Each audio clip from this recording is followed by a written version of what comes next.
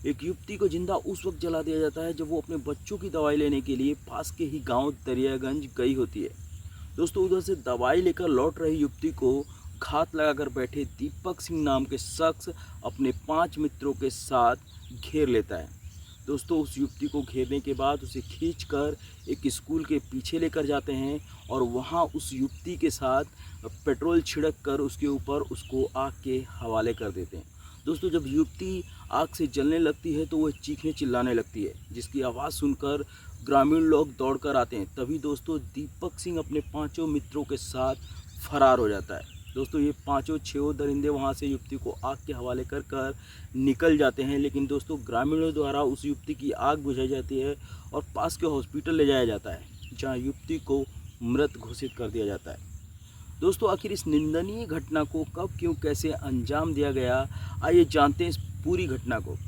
नमस्कार दोस्तों, दरअसल ये घटना फतेहपुर थाना क्षेत्र के चौरही गांव की है, जहां निशा नाम की लड़की की शादी 2013 में मोहम्मदाबाद के जल्लापुर के अमित सिंह चौहान से हो जाती है। दोस्तों शादी के कुछ दिनों बाद अमित सिंह चौहान अपनी पत्नी निशा के साथ फतेहपुर के चौरही गांव आकर रूम भाड़े पर लेकर रहने लगते हैं। दोस्तों इन दोनों पति पत्नी का जीवन बहुत ही सुखमय तरीके से बीत रहा था।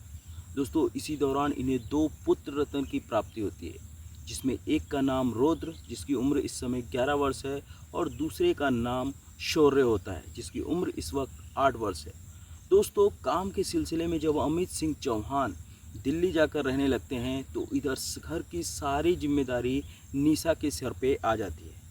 दोस्तों इसी सिलसिले में निशा जो है घर से आना जाना लग जाता है। दोस्तों इसी दौरान दीपक सिंह नाम का शख्स जो है निशा को फ़ोन पे बात करने के लिए प्रेशराइज करता है, यानी कि दबाव बनाता है, लेकिन दोस्तों निशा जो है उसका कोई जवाब नहीं देती है। दोस्तों उस दिन भी यही हुआ, निशा अपने बच्चों की दवाई लेने के लिए बगल के गांव दरियापुर गई हुई थी। जब वो उधर से लौट रही थी तो दीपक सिंह चौहान जो कि कुंदनपुर का निवासी होता है, वो अपने 5 मित्रों के साथ निशा को घेर लेता है। जिस स्थान पर निशा को रोका जाता है वो दरअसल नगला के समीप जैदपुर होता है, जहां निशा को एक स्कूल के समीप रोक लिया जाता है और निशा को खींचकर ये लोग स्कूल के पीछे लेकर जाते हैं। वहां निशा के ऊपर पेट्रोल छिड़कते हैं।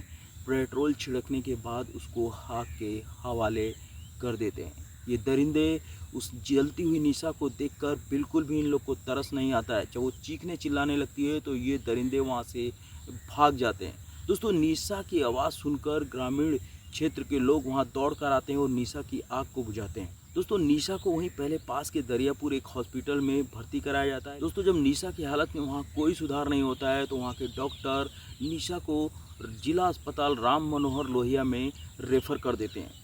दोस्तों वहाँ पर भी निशा की हालत और गंभीर होती चली जाती है। तो दोस्तों इधर डॉक्टर धीरेन्द्र सिंह चौहान जो है निशा के पिता को फ़ोन करते हैं और बोलते हैं कि बलराम सिंह आपकी बेटी लगभग पूरी तरह से झुलस चुकी है, आप तुरंत आइए और इनको हम लोग रेफ़र बना रहे हैं सेफई के लिए, जो कि एक मिनी पीजीआई हॉस्पिटल होता है। दोस्तों बलराम सिंह चौहान तुरंत इस बात को सुनकर दौड़े दौड़े भागे भागे हॉस्पिटल आते हैं और अपनी बेटी को लेकर तुरंत सेफई के लिए रवाना होते हैं। दोस्तों निशा के पिता जब अपनी बेटी निशा से ये पूछते हैं कि बेटी ये सब कैसे हुआ, तो दोस्तों निशा रो रो कर बेहोशी की हालत में कभी उसकी आंखें बंद होती हैं कभी खुलती हैं, अपने पिता को बताती है कि पापा मुझे दीपक नाम का शख्स दीपक सिंह चौहान जो है हमेशा फ़ोन पे बात करने के लिए दबाव बनाता था, मुझे परेशान करता था, मैंने उसकी बात को नहीं माना, उसी ने अपने मित्रों के साथ अपने हैवान मित्रों के साथ मुझे पेट्रोल छिड़क कर और मेरे पे आग लगा दी। दोस्तों इस बात को सुनकर बलराम सिंह चौहान की आंखों से आंसू नहीं रुकते हैं और दोस्तों वो उसे हॉस्पिटल लेकर सेफई पहुंचते हैं। दोस्तों वहां जाने पर निशा को तुरंत एडमिट किया जाता है, लेकिन दोस्तों उपचार के दौरान निशा की दर्दनाक मृत्यु हो जाती है। दोस्तों फिर से एक बेटी उन हैवान दरिंदों का शिकार बन जाती है जो अपनी मनसा नासिद होने के चलते उस निशा की ज़िंदगी को उससे छीन लेते हैं। दोस्तों इधर निशा की बॉडी का पोस्टमार्टम कर उसकी लाश को उसके घर वालों को सौंप देते हैं।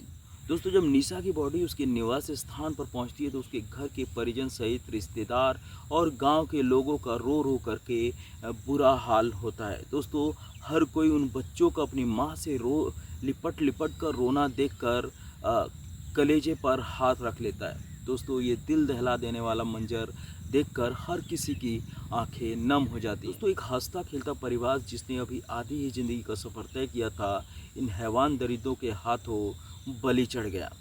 दोस्तों इस घटना से पूरे इलाके में दहशत का माहौल है। चारों तरफ सन्नाटा पसरा हुआ है और हर किसी की जुबान पर एक ही सवाल है कि आखिर इन मासूम बच्चों की क्या गलती थी जिनसे उनकी मां को छीन लिया जाता है।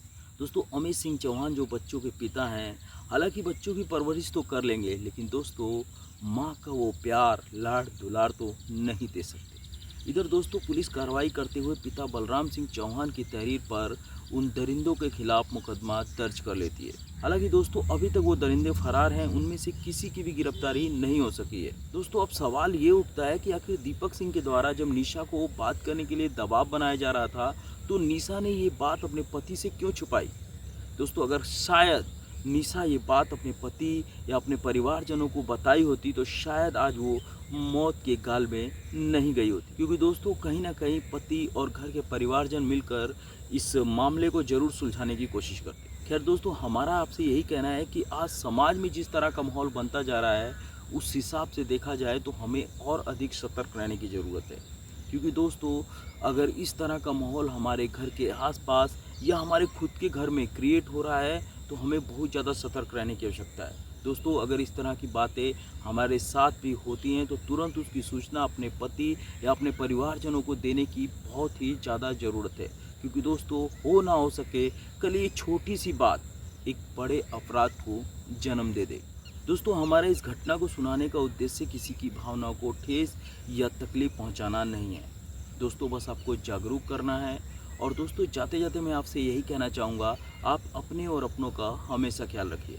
और दोस्तों अगर आपको हमारा वीडियो पसंद आता है तो चैनल को लाइक शेयर सब्सक्राइब जरूर करें और दोस्तों बेल आइकन भी ज़रूर दबाएं ताकि इस तरह के वीडियो का नोटिफिकेशन आपको मिलता रहे। और दोस्तों अंत में मैं आपसे यही कहना चाहूँगा, अपने सपनों के लिए हमेशा लड़ते रहिए और हर रोज़ कुछ नया करते रहिए। जय हिंद, जय भारत।